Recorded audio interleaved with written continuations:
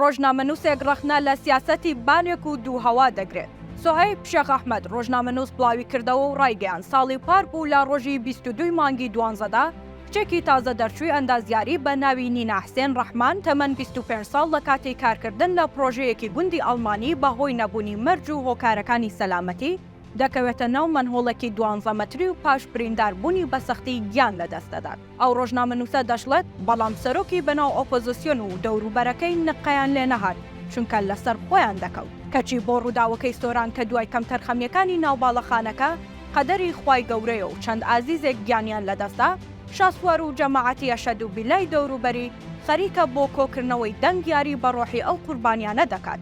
واتە دەنگ لە ڕۆحی کەسەکان گرنگترە لایەن. ڕۆژنامەنووس لە کۆتای نووسینەکەدا دەڵێت بەڕاستی ئەم هەرێمە هیچی بەسەر هیچەوە نەماوە، ڕاهاتوین بە یەکێتی و پارتی و ئەفعالەکانیان. بەڵام ئەم تازە مۆدێلانە دەبینی سەد ڕەحمەت بۆ سعدی پیرە و کەمال کەرکووکی دەنێری.